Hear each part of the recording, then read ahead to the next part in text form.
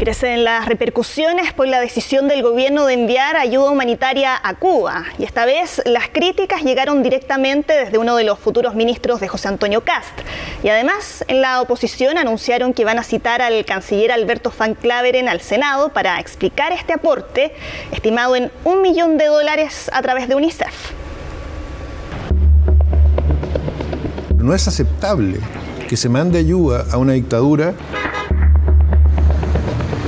Aquí, cuando se va a desempeñar una tarea de Estado, se requiere actuar con altura de miras. Lejos de apagarse el debate, el cruce de declaraciones entre el gobierno y la oposición siguen al pie del cañón tras el anuncio del envío de $1 millón como ayuda humanitaria a Cuba, proveniente del Fondo contra el Hambre y la Pobreza, en el contexto de la cruda situación que afecta a la isla. Cuando en tu propio país tienes casi 4.600 personas, familias, que están con sus casas destruidas, y yo veo por otro lado que el gobierno está mandando ayuda humanitaria a Cuba. El turno esta vez fue del futuro ministro de Vivienda, Iván Poduje, quien sacó la voz acusando al gobierno de dejar de lado las tareas de reconstrucción en la región del Biobío, crítica que provocó la inmediata y frontal respuesta en La Moneda. En primer lugar, yo creo que hay un desconocimiento respecto de cómo funciona el presupuesto de la nación. El que nosotros participamos de un esfuerzo humanitario con el pueblo de Cuba no implica que no se vayan a destinar los recursos necesarios para todo lo que es la emergencia y el proceso de reconstrucción. Pero los cuestionamientos de Iván Poduje a La Moneda no quedaron ahí y apuntaron directamente contra la vocera de gobierno, Camila Vallejo, por su pasado rol de ministra de Enlace en el mega incendio en la región de Valparaíso en febrero de 2024. Yo le diría a la ministra Vallejo que nosotros hemos hecho nuestra pega. Lo que es político es que ella se vaya a pasear a la reconstrucción, se saque fotos con víctimas, se comprometa a hacer cosas y después se vaya. Si se espera asumir las tareas de ministro de Estado, se requiere salir de las pequeñeces, ¿no? O de buscar cada momento como una oportunidad para pegarle al que está al frente. No le aporta en nada ni a los damnificados por la emergencia ni al país en su conjunto. Un cruce de declaraciones entre el actual y futuro gobierno a raíz de la voluntad de La Moneda de enviar ayuda humanitaria a Cuba, decisión que motivó a senadores de la Comisión de Relaciones Exteriores convocar al canciller Alberto Van Klaveren a dar explicaciones. Vamos a citar desde el Senado al canciller Van Klaveren para que explique cómo un país como Chile, que no es capaz siquiera de atender sus propias necesidades, va a enviar ayuda humanitaria, entre comillas, a una dictadura que ya se prolonga por 68 años. Yo con mucho gusto asistiría al Senado cuando retome sus sesiones para explicar justamente los alcances de esta medida y poder confirmar de que efectivamente estamos hablando de una asistencia humanitaria. Discusión en la que había entrado incluso el presidente Gabriel Boric a través de su cuenta de X.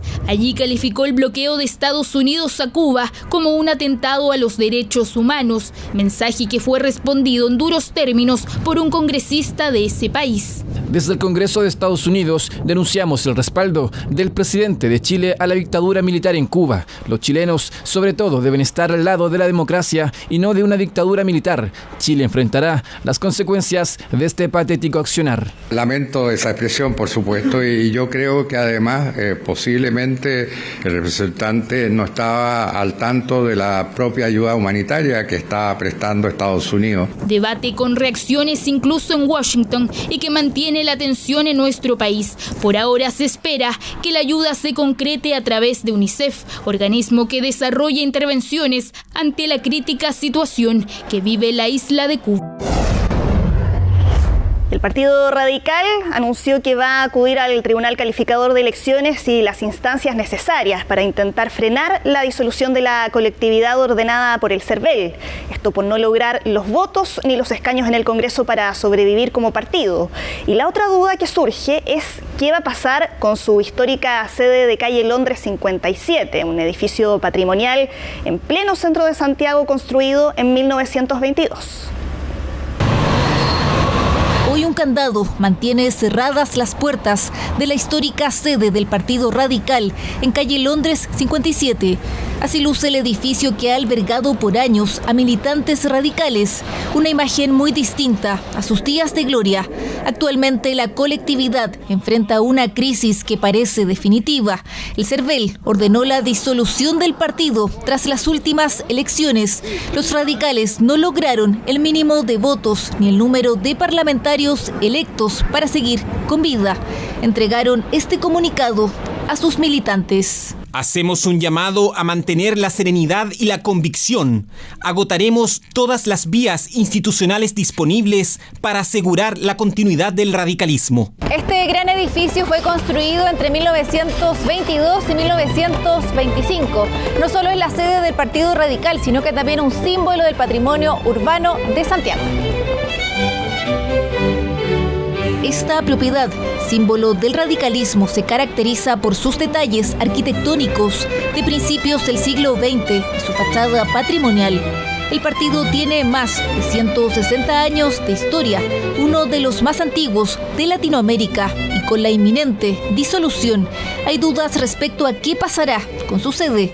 Una de las opciones es la venta. Son importantes porque se concentra en estos lugares parte de la historia. Lo que a mí me parece más relevante es lo que hicieron en él hombres y mujeres que en este caso defendieron ideas de transformación social, de avance social, de desarrollo del país. Espero que este edificio antiguo logre ser rescatado. La sede tiene solo una ventana abierta, desde donde se observan artículos de oficina descuidados. En las últimas elecciones, el Partido Radical solo logró la elección de 2 parlamentarias, la exministra Marcela Hernando y la diputada Consuelo Veloso. En los años dorados, la colectividad logró la elección consecutiva de 3 presidentes de la República. Hoy historiadores analizan el declive de los radicales. Su esplendor, diría yo, es la década que va entre el año 1938 y el principio de los años 50.